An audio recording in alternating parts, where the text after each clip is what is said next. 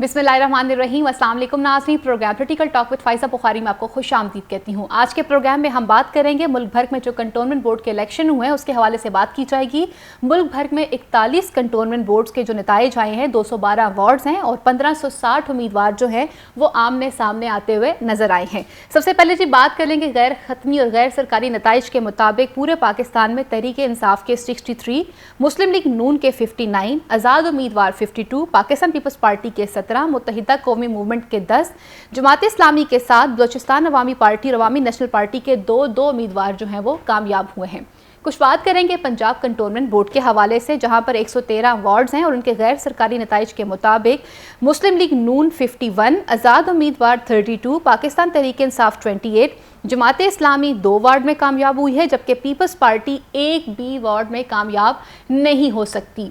आगे बात करते हैं कुछ सिंध के हवाले से। सिंध की अगर बात की जाती है तो टोटल वार्ड जो है वहाँ पे 53 हैं, लेकिन वहाँ के गैर सरकारी और गैर खत्मी नताइज के मुताबिक PTI और पीपल्स पार्टी की 14 नशिस्तें जो हैं वहाँ पर उन्होंने जीती हैं। मुत्तहिदा कौमी मूवमेंट ने 10, आज़ाद उम्मीदवार 7 हैं, मुस्लिम लीग नून 3, जमात इस्लामी 5 जो हैं वो सीटें लेकर कामयाब होते हुए नजर आ रहे हैं।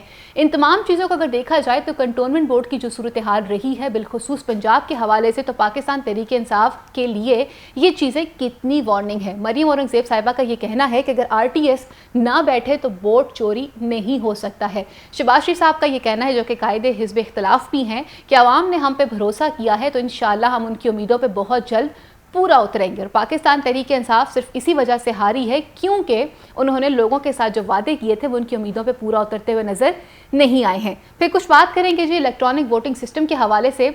जनरल इंतखाबात जो होने जा रहे हैं, इलेक्ट्रॉनिक वोटिंग सिस्टम उसके अंदर कितना ज़्यादा मददगार साबित रहेगा? क्या अपोजिशन इस हवाले से एग्री होती हुई नज़र आती है? क्या इलेक्शन कमीशन इस हवाले से क्या कितना साथ देगा? और हुकूमत जो है इस वक्त जो फोकस कर रही है इंतखाबात को शफाफ और उसके अंदर मज़ीद इस्लाहात लाने के हवाले से, तो क्या अपोजिशन उनका साथ देगी या नहीं देगी? और फिर लास्ट में हम बात करेंगे जी इस वक्त अगर हुकूमत पाकिस्तान के हवाले से बात की जाए तो तमाम तालीमी इदारों में जहाँ पर यकसा निसाब के हवाले से बात की जा रही है, वहीं पर ड्रेस कोड भी सेम रखने की बात की जा रही है कि शलवार कमीज के अंदर असातिज़ा जो हैं वो अब यूनिवर्सिटीज़ में और कॉलेज में और स्कूल जो हैं वो जाया करेंगे। इन तमाम चीज़ों पे बात करने के लिए आज पैनल में हमारे साथ मौजूद हैं पाकिस्तान तहरीक इंसाफ से हमें ज्वाइन कर रहे हैं मलिक वकार अहमद साहब, पाकिस्तान मुस्लिम लीग नून से उनके सीनियर रहनुमा मलिक ज़ुबैर साहब हमारे साथ मौजूद होंगे और सीनियर एनालिस्ट फयाज वड़ाई साहब आज के पैनल का हिस्सा होंगे। ज़ुबैर अंसारी साहब, सबसे पहले मैं आपसे पूछना चाहूँगी, अगर हम बात करते हैं कंटोनमेंट बोर्ड इलेक्शन के हवाले से, तो हमने देखा कि पंजाब के अंदर पाकिस्तान मुस्लिम लीग नून की कारकर्दगी काफ़ी बेहतर रही है। आप क्या समझते हैं कि इसकी क्या वजूहात रही हैं और क्या समझते हैं कि आइंदा आने वाले जनरल इलेक्शन में पाकिस्तान मुस्लिम लीग नून अपनी तैयारी ज़ोरों शोर पर जो इस तरह से कर रही है, क्या जनरल इलेक्शन को करीब फतह कर जाएगी? जी, बिस्मिल्लाहिर्रहमानिर्रहीम। बहुत शुक्रिया फ़ायज़ा, आपने आज के प्रोग्राम के लिए बुलाया, और बहुत शुक्रिया टैलेंट न्यूज़ कि हमेशा की तरह बहुत अहम उन्होंने आज नुक्ता उठाया है। मैं समझता हूँ कि कंटोनमेंट बोर्ड के जो इलेक्शन हुए हैं वो वाज़े तौर पे पंजाब ने एक मैसेज भेज दिया है हुक्मरानों को, और जिस तरह से 113 नशिस्तों में से जो 51 नशिस्तें वो जीत चुका पाकिस्तान मुस्लिम लीग नून, और फिर बड़े जो अफसोसनाक बात वो ये है कि हुकूमत जो है वो सेकंड नंबर पर भी नहीं आनी आई है। यानी कि आज़ाद उम्मीदवार 32 हैं और फिर हुक्मरान जो है वो 28 सीटों पे बर्जुमान है। मैं ही समझता हूँ ये महंगाई, बेरोज़गारी और बेचैनी जो आवाम में फैली हुई है उसका नतीजा है। जो पंजाब, क्योंकि पाकिस्तान का सबसे बड़ा सूबा है, पंजाब ही जो है वो तमाम हुकूमतों को बनाना और बिगाड़ता है। और एक ये भी मैसेज है कि पंजाब के साथ गुज़िश्ता इलेक्शन में जो इन्होंने हुकूमत बनाई है वो भी अनजस्टिस करके बनाई गई। ये भी एक मैसेज आवाम को जा रहा है। इससे पहले जो इलेक्शंस हुए, इससे पहले जितने भी ज़िमनी इलेक्शन हुए उसके नतीजे आपने देखे। मतलब अब जबर और धौंस और धांधली से जो है हुकूमत नहीं कर सकते। आपकी सूरत हाल ये है कि आपने मईशत का बेड़ा गर्क कर दिया है, आपने भूख को नचा रहे हैं, नंगे लोग फिर रहे हैं, खाने को राशन नहीं है, पहनने को कपड़ा नहीं है, और कर्जे जो आपने लिए वो पूरी दुनिया को पता है। मतलब कि जो आपने सबज़बाग अवाम को दिखाया था, अवाम बार बार आपको बता रही है। तो ज़ुबैर साहब, जो बारहा दफ़ा ये बात जो है वो आपकी पार्टी की तरफ से की जाती रही है और डिफरेंट जगह पे वो ज़रा इस बात को कोट करते रहे आपकी पार्टी के कि जी इस वक्त अगर देखा जाए तो पाकिस्तान तहरीक इंसाफ की हुकूमत को फ़ौज पाकिस्तान की काफ़ी सपोर्ट हासिल है, तो आप इस पर बात को तस्लीम करेंगे कि कंटोनमेंट बोर्ड के नताइज के बाद ये बयानिया तो आपका गलत साबित हो गया? देखिए ये फ़ौज पाकिस्तान भी हमारी है।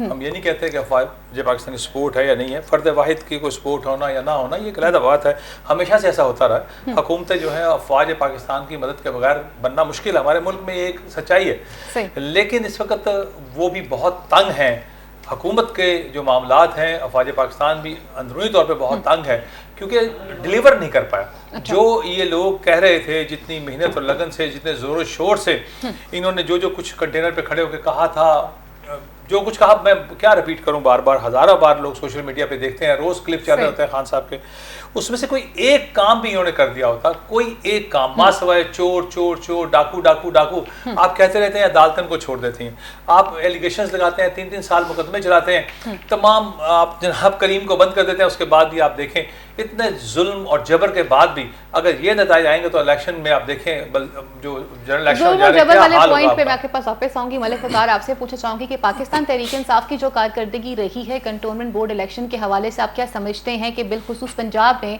आप जो है वो तीसरे नंबर पे आ रहे हैं और दूसरी पोजीशन जो है वो आज़ाद उम्मीदवार की नज़र आती है, क्या समझते हैं कि वाकई में अवाम आप लोगों से तंग आ चुकी है? मरीम औरंगजेब साहिबा का ये कहना है कि अगर RTS इन्वॉल्व ना हो तो कभी भी वोट चोरी नहीं होगा। इस दफ़ा ये बात साबित भी हो चुकी है और शहबाज शरीफ साहब का भी यही कहना है कि अवाम जो है वो आप लोगों से इतने तंग आ चुके हैं कि उन्होंने पाकिस्तान मुस्लिम लीग नून को वोट देना ज़्यादा बेहतर समझा है। बिस्मिल्लाहिर्रहमानिर्रहीम। बहुत शुक्रिया फ़ायज़ा, आप हमेशा से मुख्तलिफ़ बेहतरीन मौज़ूआत पे प्रोग्राम करती हैं, उनमें से आज एक है। मैं समझता हूँ कि जो इंडिपेंडेंट्स हैं उन्हें किसी न किसी को बोर्ड्स में वोट देना है, क्योंकि कंटोनमेंट बोर्ड की जब तश्कील होगी तो इसका एक वाइस चेयरमैन का इंतखाब होता है, तो उसमें आप देखेंगे कि कितने बोर्ड्स में PTI की गवर्नमेंट बनी। अभी तो आज इनिशियल रिजल्ट्स आए हैं, आज नोटिफाइड रिजल्ट्स। ये तो आप सेकंड स्टेज की बात करें ना वकार, कि आपको बाद में आज़ाद उम्मीदवार हो सकता है कि वह हुकूमत जमात को ज्वाइन कर लें, लेकिन सवाल यहाँ पर ये बनता है कि ओवरऑल जो आप लोगों की पोजीशन रही है। अगर आप मुझे बात करने दे तो मैं कहूँगा कि यहाँ पे बहुत से आज़ाद उम्मीदवार ऐसे थे कि चूँकि जब पार्टीज़ बड़ी हो जाती हैं और उसमें लोगों का बढ़ जाते हैं, तो बलदियाती इलेक्शन में ये कोई नई बात नहीं है कि लोग आज़ाद उम्मीदवार के तौर पे भी इलेक्शन लड़ते हैं और जीत के फिर वो टिकट अपनी पार्टी को वापस करते हैं। तो इसमें से आप मुल्तान देख लें या रावलपिंडी देख लें और 1-2 बोर्ड्स में अगर और देखें तो वहाँ पे जो आज़ाद उम्मीदवार बड़ी तादाद में जीते हैं उनमें से अक्सर उम्मीदवार का ताल्लुक पाकिस्तान तहरीक इंसाफ से है, और उनमें से अक्सर लोगों ने आज़ाद उम्मीदवार वो क्यों ठहरे? नहीं, आज़ाद उम्मीदवार वो इसलिए ठहरे कि उन्होंने पार्टी प्लेटफॉर्म से इलेक्शन नहीं लड़ा और आज़ाद हैसियत से इलेक्शन लड़ा है, लेकिन उन्होंने जब वो किसी को वोट देंगे, क्योंकि वो ये बात जानते थे कि अगर हम बल्ले के निशान से वोट लड़ेंगे तो हमें वोट नहीं मिलेंगे, बेहतर ये है कि हम आज़ाद उम्मीदवार के तौर पे ही इलेक्शन लड़ें। तो अब वो सारे लोग वापस जब PTI में आएंगे तो हिस्सा तो वो PTI का ही होंगे, लेकिन मैं आपको ये बात बता रहा हूँ, ये वजह नहीं है। समटाइम ऐसे होता है कि एक वार्ड होती है, वहाँ बहुत ज़्यादा लोगों की तादाद होती है, पार्टी अगर किसी एक बंदे को बेहतर समझती है और कुछ लोग उस फैसले को तस्लीम नहीं करते और वो आज़ाद हैसियत से खड़े होकर अगर जीत जाते हैं, तो इसका मतलब है कि पार्टी को अगली दफ़ा फिर नज़रसानी करनी पड़ती है कि उनका वो फैसला दुरुस्त नहीं था। तो मेरा कहना यह है कि बहुत से जो आज़ाद उम्मीदवारान हैं उनका ताल्लुक पाकिस्तान तहरीक इंसाफ के साथ है, और वो कंटोनमेंट बोर्ड की जब तश्कील होगी तो उसमें वोट पाकिस्तान तहरीक इंसाफ को देंगे। ये तो हो गई एक बात।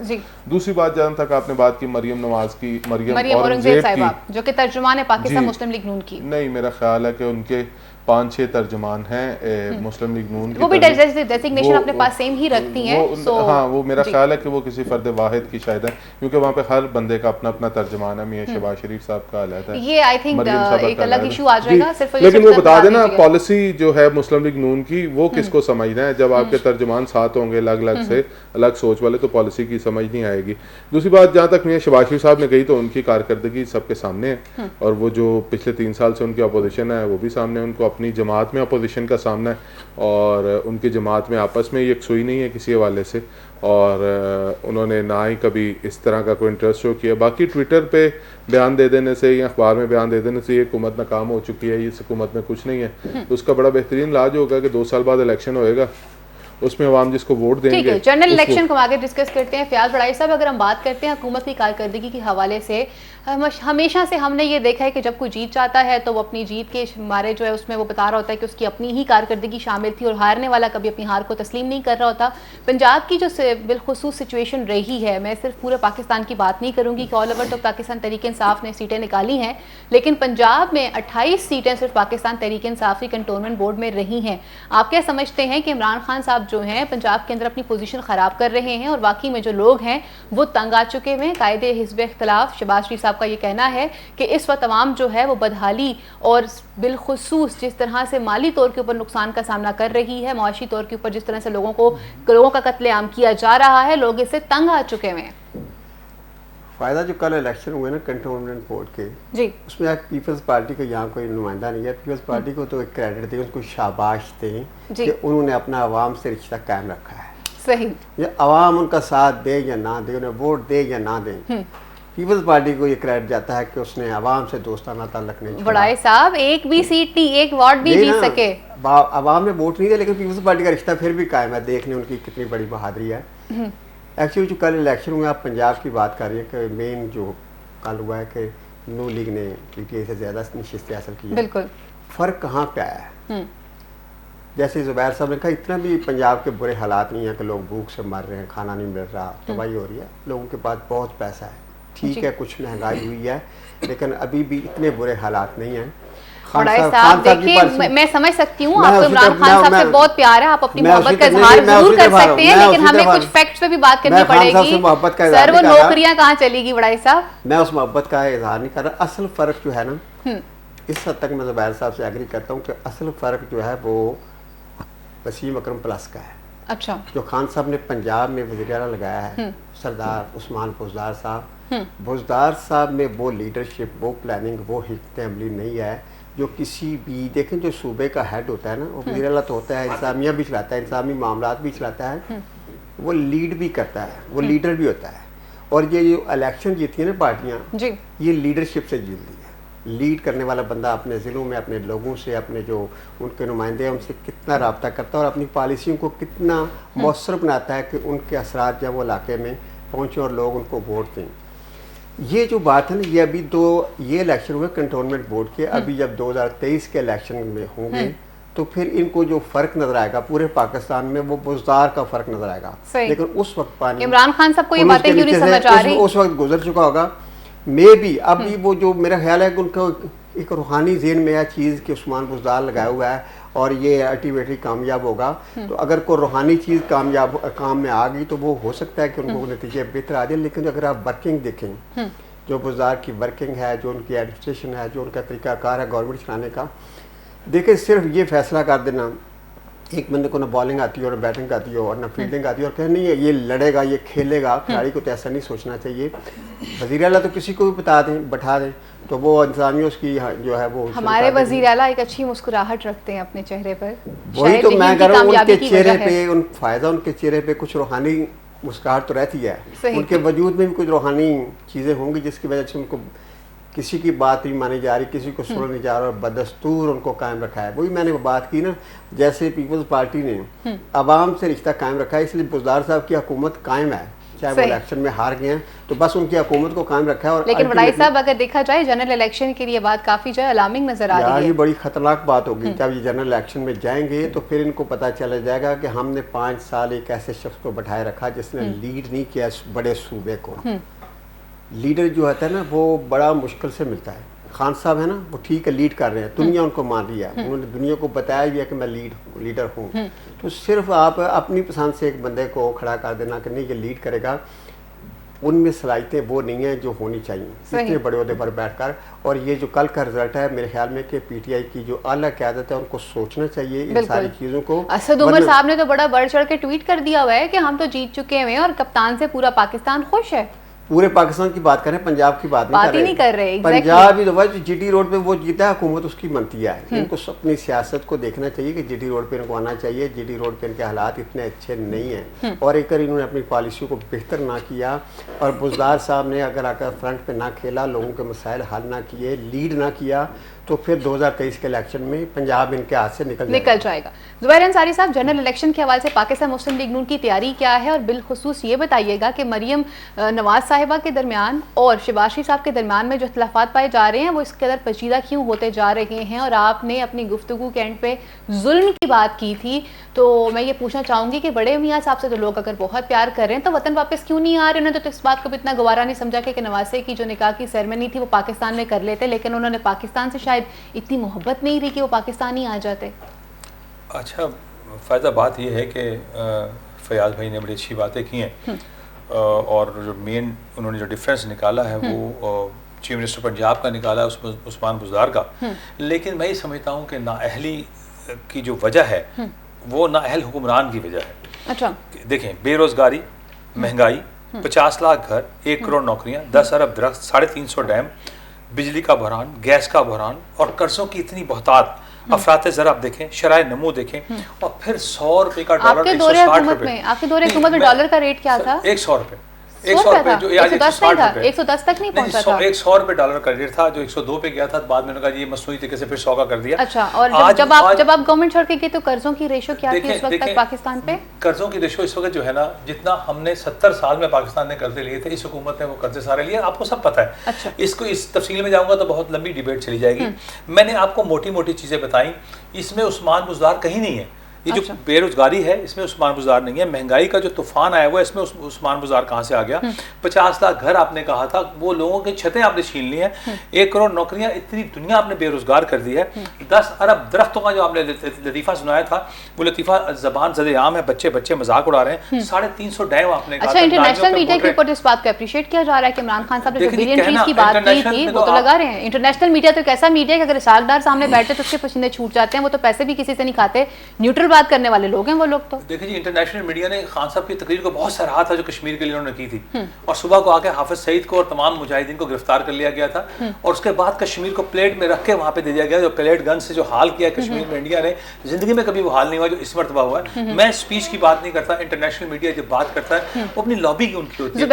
प्लेट में अगर किसी को चीज रख के दी जाती है तो वो किसी ना किसी डॉक्यूमेंट की सूरत में तो सामने जरूर नजर आती है। आपके पास इस बात के हवाले से कोई प्रूफ है कि इमरान खान साहब ने किस मौके पर कश्मीर के हवाले से कैसा स्टांस लिया? बल्कि मैं समझती हूँ वो तो पाकिस्तान के वाहिद वज़ीर आज़म ठहरे हैं जुल्फ़िकार अली भुट्टो साहब के बाद कि जिन्होंने यूएन के इजलास में जाकर दुश्मन को बताया है कि दुश्मन कौन है, हम तो दुश्मन भी नहीं, और कश्मीर के इशू को हाईलाइट किया। जबकि प्राइम मिनिस्टर नवाज शरीफ साहब जो हैं कुलभूषण जाधव के इशू को हाईलाइट नहीं कर सके। नरेंद्र मोदी को अपने नवासी की शादी में बुलाते हैं, अपने बिजनेस की बातें करते हैं, तोहफे तहाइफ एक्सचेंज किए जाते हैं, लेकिन वो ये बात ही नहीं कह पाते कि मोदी साहब जो आप पाकिस्तान के अंदर कर रहे हैं थ्रू अफगानिस्तान के जरिए इसको मना कर दीजिए। इस हवाले से फिर क्या कहेंगे आप? अपनी बात कंप्लीट कर लूं। फर्स्ट जो मैं कह रहा था आपको कि कश्मीर प्लेट में रखने की बात मैंने आपसे की है, वो इस तरह की है।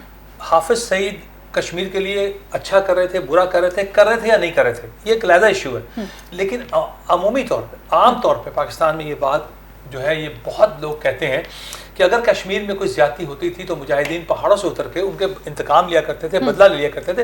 ये मैं इस पर बिलीव नहीं करता हूँ, लेकिन ये आम जो है ना, ये डेवलप है प्रिस्क्रिप्शन पाकिस्तान के लोगों के अंदर कि ऐसा पॉसिबल था।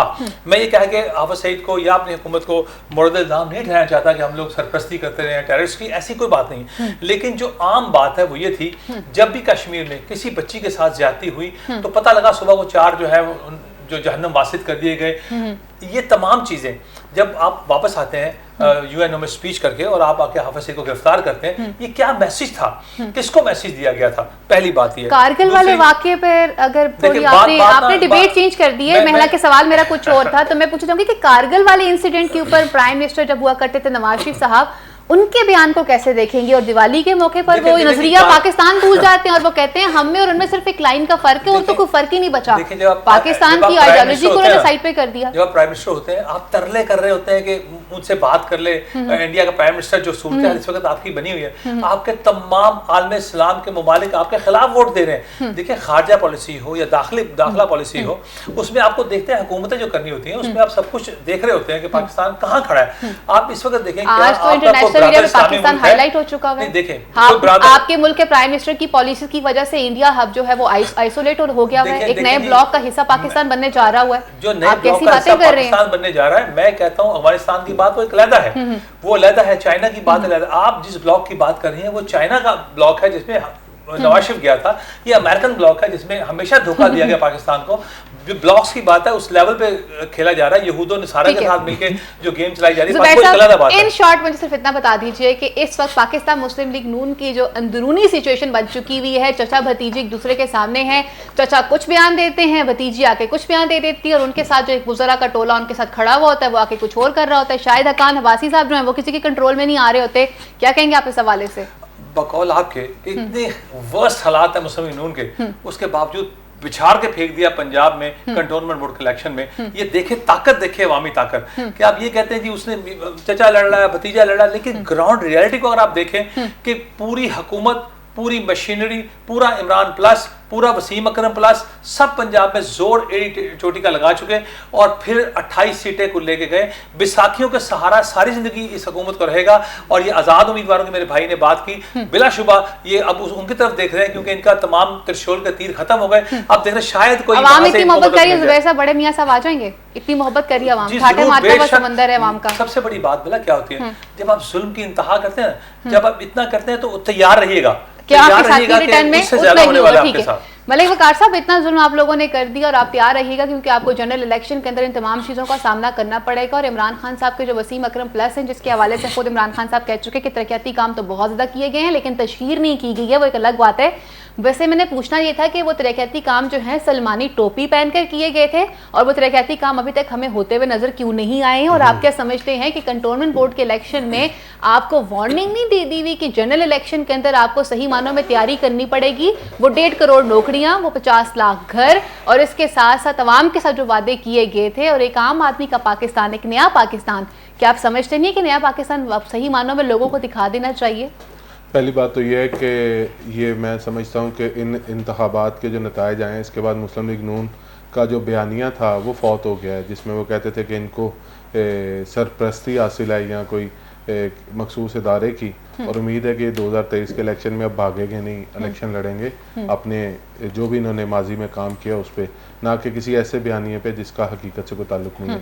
दूसरी जहाँ तक बात की आपने तरक्याती कामों की, तो माजी में ऐसा होता है कि तरक्याती काम हमेशा लाहौर में हुआ करते थे और जिससे बाकी जो सूबा है वो डिप्राइव रहता था। इस दफ़ा हमने इसका जो आगाज़ है वो डिस्ट्रिक्ट डेवलपमेंट पैकेज है उससे किया है और अच्छा। हर डिस्ट्रिक्ट को उसमें फंड्स मैं दिए समझी गए। कि शायद आप ये कहने लगे थे कि इसका आगाज़ हमने सिर्फ और सिर्फ उस्मान बुज़दार साहब के हलके से किया है। नहीं, उस्मान बुज़दार साहब का जो हलका है वो डेरा गाजी खान में है, तो वो तो एक हलका है, उसमें कितना काम किया जा सकता है। लेकिन मैं समझता हूँ कि जब आप 2023 का हम इलेक्शन में जाएंगे तो हमने जो तरक्याती काम किए होंगे जाहिर बात है कि उनके सर पे ही जाएंगे। बिल्कुल, आप कुछ बता दीजिए, हुकूमत ने साली बजट के अंदर डेवलपमेंट का खास अच्छा खासा हिस्सा रखा है, कोई ऐसा काम इसलिए आपको कहा कि चाहें? डिस्ट्रिक्ट डेवलपमेंट बजट के नाम पे हमने तमाम डिस्ट्रिक्ट्स को फंड्स दिए हैं, जिससे डिस्ट्रिक्ट्स में काम होना स्टार्ट हो गया है। और इस साल हम इंशाल्लाह ताला लाहौर की तरफ भी आएंगे, क्योंकि लाहौर में पहले से तरक्याती काम बहुत से हो चुके हैं और हर शय मौजूद थी,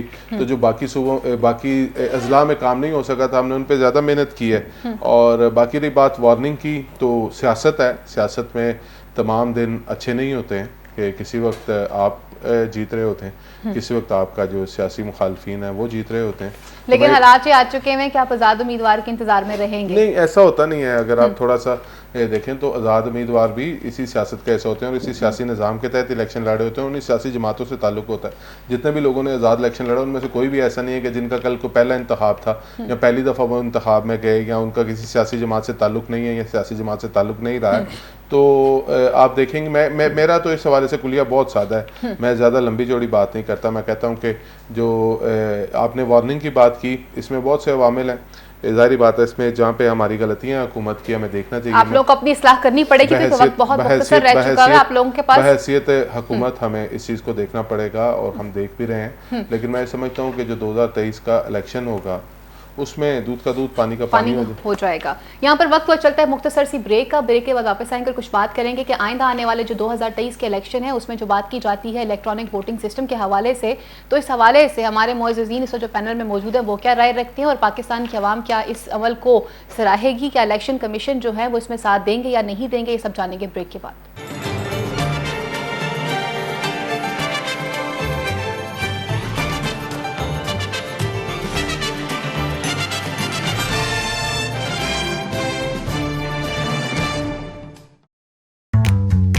खाना देसी हो या कॉन्टिनेंटल,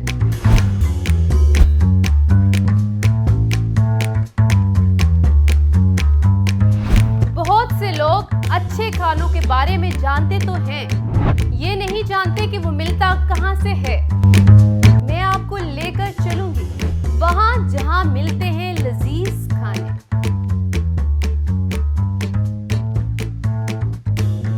मेरे साथ रहिएगा और देखना मत भूलिएगा फूड दरबार।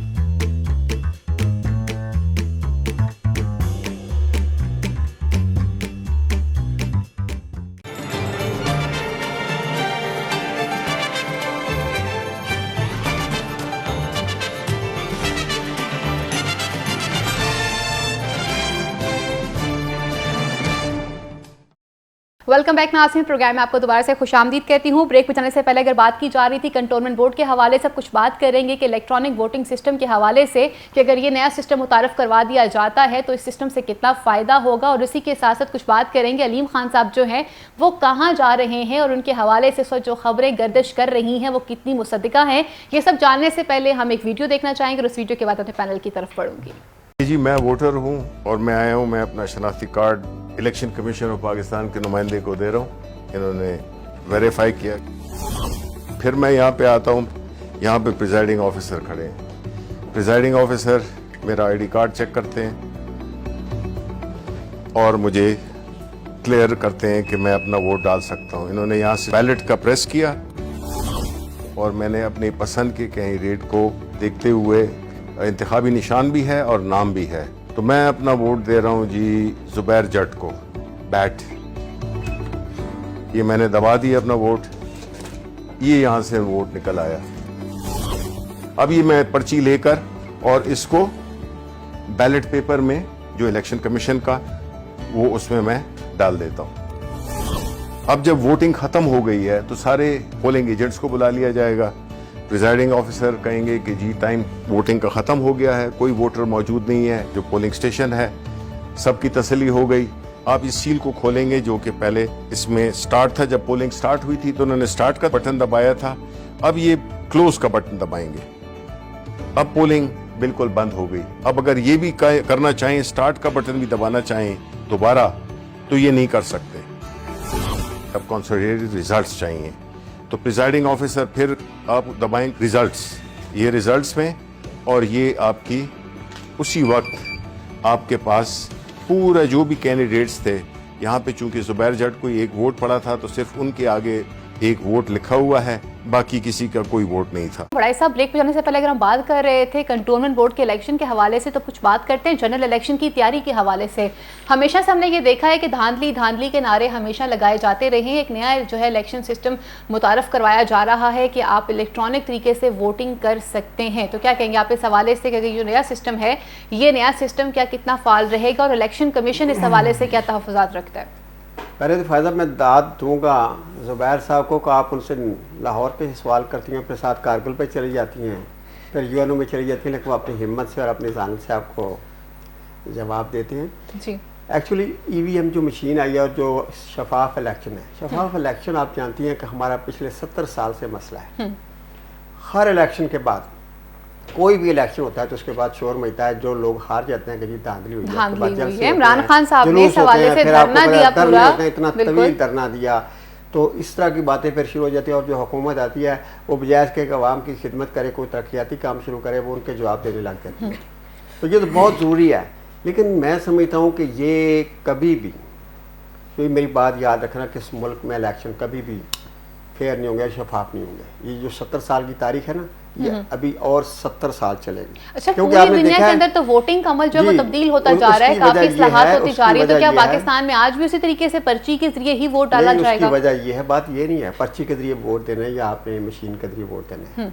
आप अपने सियासतदानों को और अपनी अपोजिशन का और अपनी हुकूमत का रवैया देखें, एटीट्यूड देखें, ये क्या कर रहे हैं। जिस तरह वो जो कायमा कमेटी का इजलास हुआ है जिसमें कुछ नुकात डिस्कस होने थे, जो इलेक्शन कमीशन ने उठाए थे कि ये 37 नुकात हैं, उनकी तकनीकी क्या वजूहत हैं, बजाय से कि उस पे बात होती। और गवर्नमेंट जो होती है ना, वो बहुत सब्र वाली, गवर्नमेंट का हौसला ज़्यादा होना चाहिए। देखिए ये चीज़ें ठीक है, अपोजिशन नुकात उठा सकती थी कि ये चीज़ें गलत हैं, ये सही है, लेकिन गवर्नमेंट अगर इस तरह बिहेव करे और एक इदारे के खिलाफ इस तरह इल्ज़ाम लगाए कि इस इदारे को, जो स्वाति साहब ने कहा है कि इसको ये लोग पैसे लेते हैं, इसको आग लगा दीजिए, इतने बड़े जुमले कह दिए। और हम शाम तक एक्सपेक्ट कर रहे थे कि हुकूमत की तरफ से कोई माजरत आ जाएगी, कोई बेहतरी आ जाएगी, लेकिन शाम को जो प्रेस कॉन्फ्रेंस की फवाद चौधरी साहब ने, उन्होंने तो खुल के कह दिया जी हम मुकाबले के लिए तैयार हैं। इलेक्शन कमीशन सीधा हो जाए या हम इसको सीधा कर देंगे या फारग कर देंगे, तो मैं समझता हूँ कि ये जब एटीट्यूड होगा तो कभी भी जो है वो चीजें जो बेहतरी की तरफ नहीं जाएंगी। इतना ज़रूरी है इस मुल्क में शफाफ इलेक्शन, और उनके अगर एटीट्यूड ऐसे होंगे और ये सोच होगी और ये अंदाज होगा जो देखने में आज जो कौम ने देखा है, तो क्या आप एक्सपेक्ट कर सकती हैं अब ये मामला जो है वो आप देखेंगे सुप्रीम कोर्ट में चला जाएगा, सुप्रीम कोर्ट में भी वक्त आएगा, फिर उसके बाद जो फैसला आएगा उस फैसले के बाद इलेक्शन के लिए कितना टाइम रह जाएगा।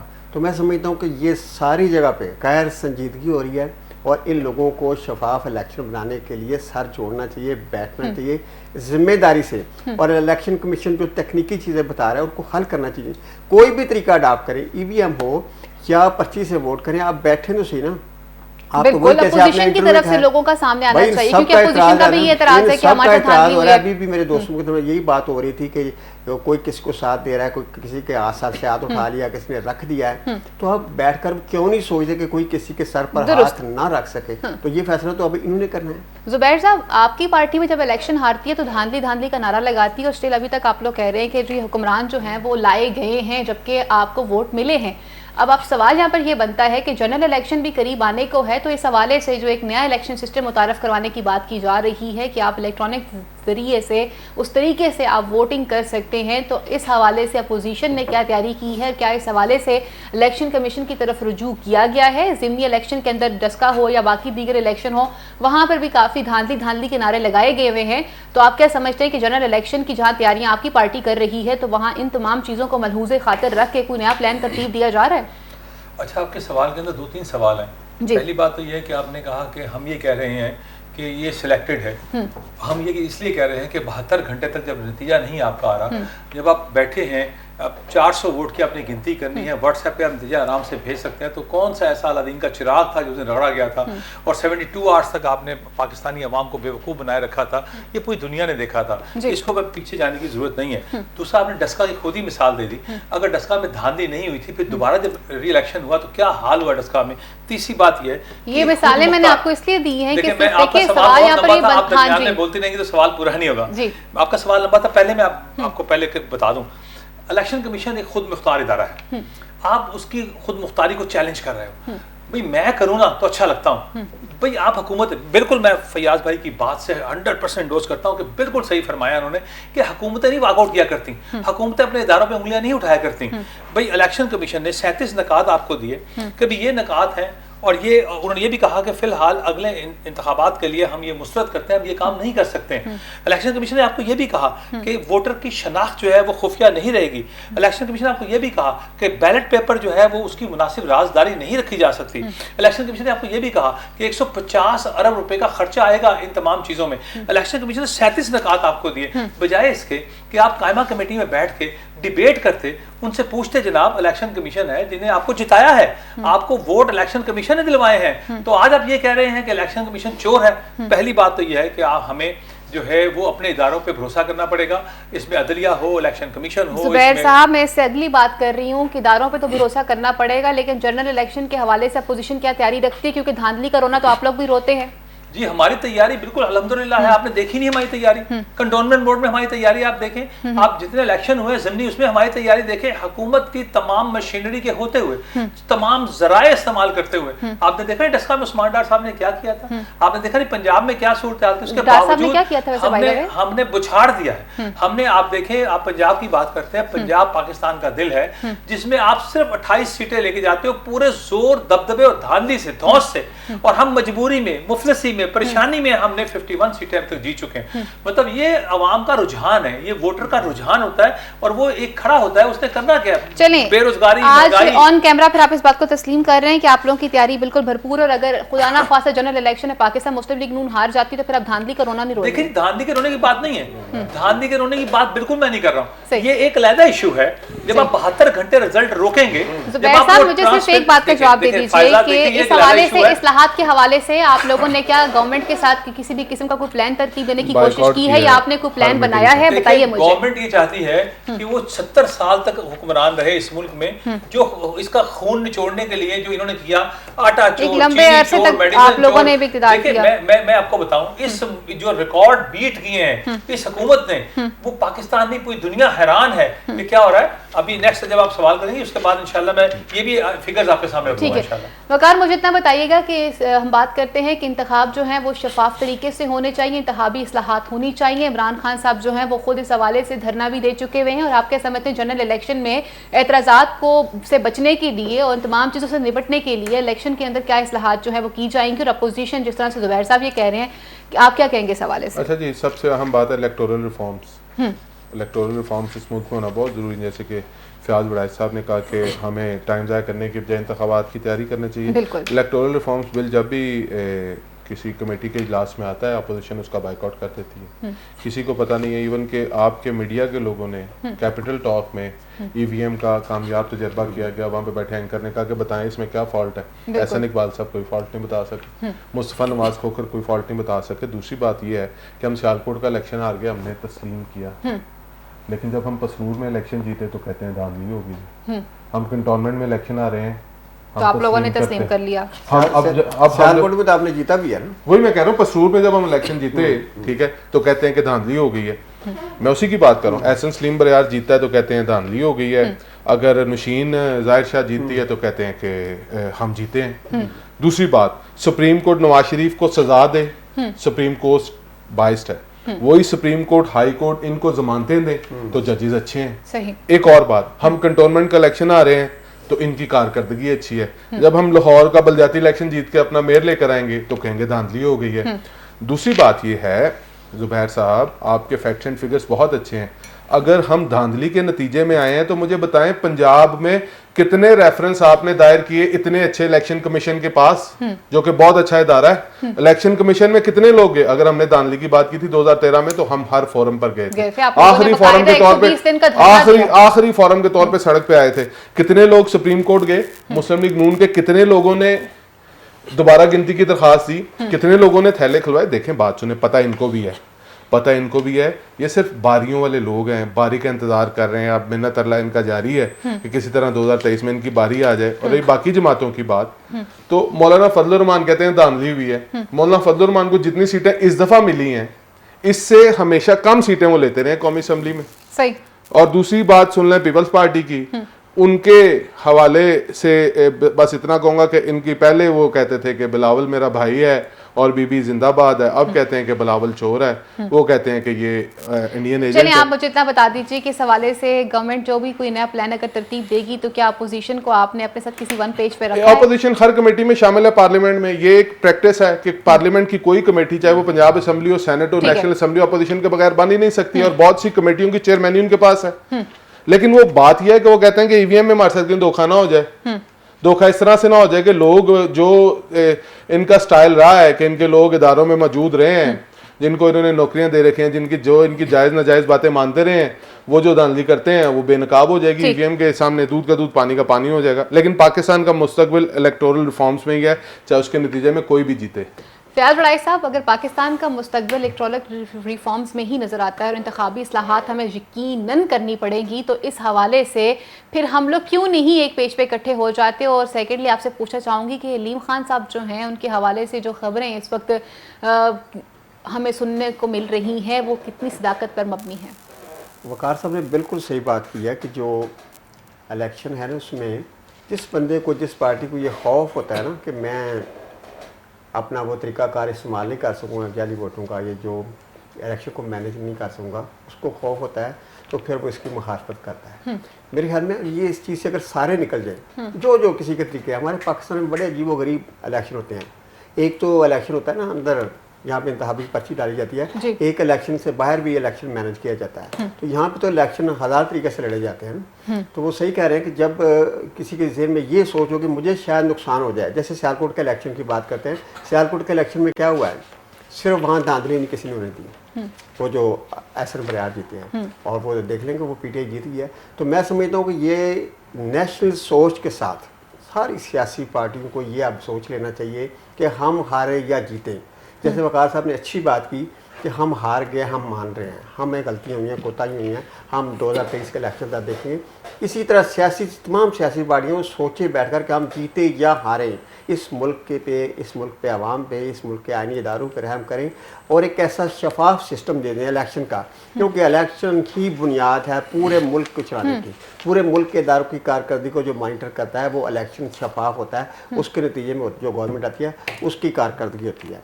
तो दूसरा आपने कहा कि अलीम खान का मसला सियासत में ऐसे होता है, कई दिनों से ये चर्चाएं चल रही है कि अलीम खान छोड़ रहे हैं, कोई नई पार्टी बन रही है, कोई नई सियासी पार्टी मैदान में आई है, ऊपर से किसी और पार्टी की सरपरस्ती कर रहा है। मेरे ख्याल में हालात इस तरह नहीं है। अच्छा। और मेरा नहीं ख्याल कि अभी आपने देखा एक चौहान ग्रुप बना था तो उसका क्या अंजाम हुआ है। मेरा नहीं ख्याल कि अलीम खान में इतनी ताकत हो या कोई बंदा उसके बड़ाई साहब यहाँ पे तो ये कहा जा रहा है कि वैक्यूम जो बनता जा रहा है इस वक्त बड़े लेवल के ऊपर, उस वैक्यूम को फिल करने के लिए एक नई पार्टी जो है वो वजूद में लाजमी आ सकती है। इस वक्त आप पाकिस्तान की सियासत देखें तो कोई भी वैक्यूम नहीं बन रहा। अच्छा। मैं बड़ा मतलब गैर जानबदार होकर ये कह रहा हूँ कि इस वक्त कोई भी मुस्लिम लीग नून के बहुत सारे अरकान नाराज नजर आते हैं। पाकिस्तान पीपल्स पार्टी पंजाब के अंदर कारकर्दगी ठीक से दिखा नहीं पा रही अपनी। मुस्लिम लीग नून सिंध के अंदर वो 14 नशिस्तें लेते हैं, जितनी नशिस्तें पाकिस्तान तहरीक इंसाफ की और उनका अपना सूबा, वहाँ पे भी वो नाकाम नजर आ रहे हैं। मुस्लिम लीग नून जो है ना वो अपने अंदर मसाइल का शिकार है, ये आपको बात माननी पड़ेगी। और उसकी आवाम में वो पजीराई नहीं है जो पहले थी।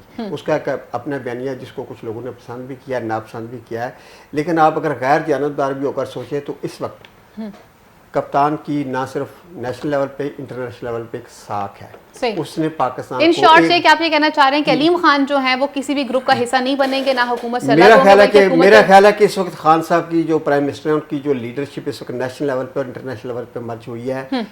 कोई ताकत ऐसी नहीं है या कोई सियासी लीडर, एक बोनस है सियासी लीडर, वकार साहब मेरे साथ इत्तेफाक करेंगे कि उनको ना तो इस वक्त डैमेज कर सकता है और ना नुकसान पहुंचा सकता है। तो इस वक्त मैं समझता हूँ कि पीटीआई की जो हुकूमत है और पीटीआई जो का जो सिलसिला है वो पहले कुछ कमज़ोर जा रहा था महंगाई के दूसरे सारे इशू से, और अगर अगले आने वाले 2 साल में पीटीआई महंगाई पर काबू पा लेती है, दूसरे इश्यूज हल कर लेती है, कुछ अपने वादों को पूरा कर देती है, तो मैं समझता हूँ कि एक स्टैंडिंग उन्होंने बेहतर की है। बजट को देख लें, उनकी पॉलिसियों को देख लें, माशी पॉलिसियाँ भी बेहतर हुई है। बहुत चीज़ों को बहुत जल्दी इंटरनेशनल लेवल पे देखें तो पाकिस्तान को उन्होंने मुश्किल हालात में एक अच्छी स्टैंडिंग दी है। सही। लास्ट में आपसे कमेंट लेना चाहूँगी जुबैर साहब, ड्रेस कोड चेंज करने के हवाले से बात की जा रही है कि असासा जो है वो तालीमी इदारों में, मैं आपसे जरूर पूछूंगी लेकिन क्लोजिंग की तरफ बढ़ना पड़ रहा है मुझे, तो आप मुझे इन शॉर्ट में अलीम खान साहब के हवाले से भी आंसर दे दीजिए। मैं बिल्कुल मैं वकार भाई की बात करता हूँ कि इन्होंने अपने बयान में जो है वो अपना जुर्म कबूल कर लिया।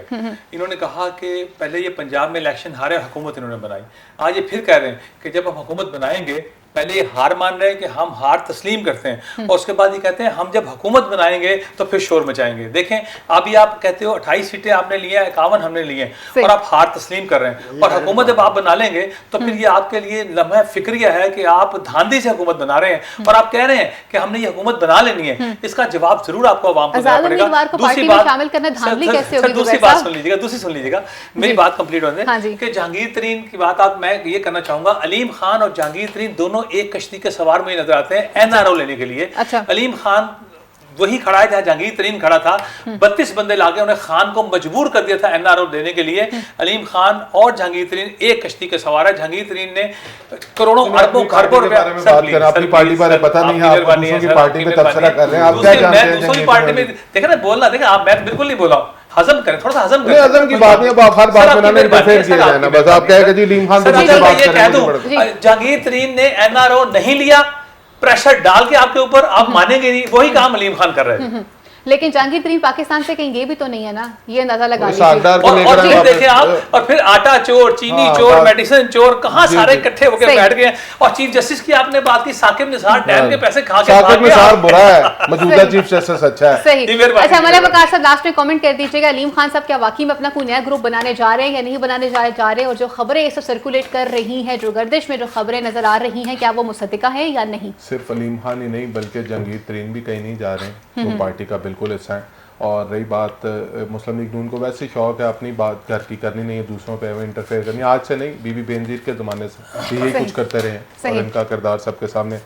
बात यह है कि पाकिस्तान की तारीख में कोई ऐसा वाक़या आप बता दें कि जिसमें पार्टी के बिग गन को आपने मजूल किया हो, उसके ओहदे से हटाया हो और तो उसके क्रेडिट खिलाफ गोज टू आपकी पार्टी की और जिन्होंने दूसरी बड़े बात- बड़े लोगों दूसरी- के खिलाफ, ठीक दूसरी है। अपनी पार्टी के खिलाफ, वरना अगर मिसालों की आपने बात करनी है तो यहाँ पे इसहाक डार को वज़ीर आज़म के त्यारे पे बिठा के भगा दिया गया था जब वो सही, अदालत में वक्त मेरे मतलूब पास थे, तो बहुत अभी कम तक है, वो मुझे नहीं आए। क्लोजिंग की तरफ बढ़ना है। मेरे मौजूद पैनल का बहुत बहुत शुक्रिया। प्रोग्राम का वक्त यहीं पर खत्म हुआ चाहता है, लेकिन जाने से पहले बहैसियत जिम्मेदार शहरी पाकिस्तान होने का हमें सबूत देना पड़ेगा। हुकूमत पाकिस्तान के हुक्म के मुताबिक हम सबको कोविड-19 की वैक्सीन लाजमी लगवानी है। अगले प्रोग्राम तक के लिए मुझे मेरे मौजूद पैनल को इजाजत दीजिए। अल्लाह ने के बान, पाकिस्तान जिंदाबाद।